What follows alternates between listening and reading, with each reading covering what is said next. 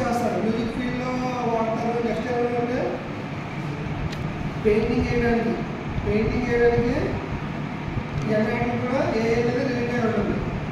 NIT కూడా ఏ అనేది relate అయి ఉంటుంది. ఇంకో పాయింట్ ఏంటంటే దీంట్లో ప్రీ ప్రోగ్రామ్ అని ఉంటుంది. ప్రీ ప్రోగ్రామ్ అంటే ఏంటంటే ఏకి ముందుగా ప్రీ ప్రోగ్రామ్ చేయక్కర్లేదు. అదే no need to pre programming మిషన్ని ప్రీ ప్రోగ్రామ్ చేయక్కర్లేదు. జనరల్గా మనం టీవీ చూసుకున్నాం, కంప్యూటర్ చూసుకున్నాం. కంప్యూటర్ కానీ టీవీ కానీ తీసుకుంటే అది ఏంటి ప్రీ ప్రోగ్రామ్ చేస్తాడు. అందులో మనం ఏదైతే ప్రోగ్రామ్ చేస్తాం దాని ఆ విధంగా వర్క్ చేస్తుంది. కానీ ఏదో అలా కాదు, దాని యొక్క ఓన్ ఇంటెలిజెన్స్ అంటే దానికి ప్రోగ్రామ్ అవుతుందని రాస్తాడు. ఆ ప్రోగ్రామ్లో అర్థం ఏంటంటే దాని యొక్క ఓన్ ఇంటెలిజెన్స్ ఉంటుంది. అది వర్క్ చేస్తుంది.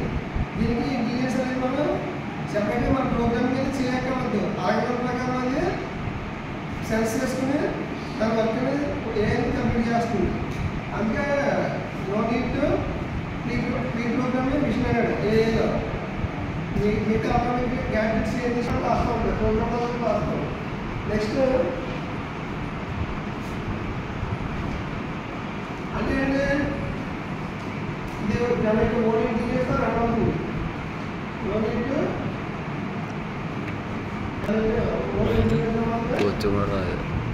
why we are called man-made thinking power. Artificial intelligence is not artificial and nothing but man-made. Intelligence is thinking power में artificial intelligence है.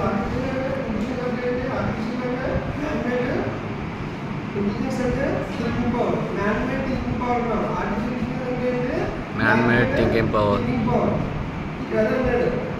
The program will do thinking power.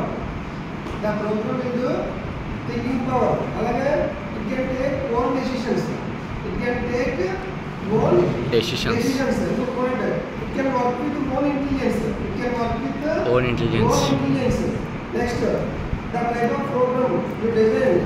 The program is called AI. The program will do thinking power. Next, it can take own decisions.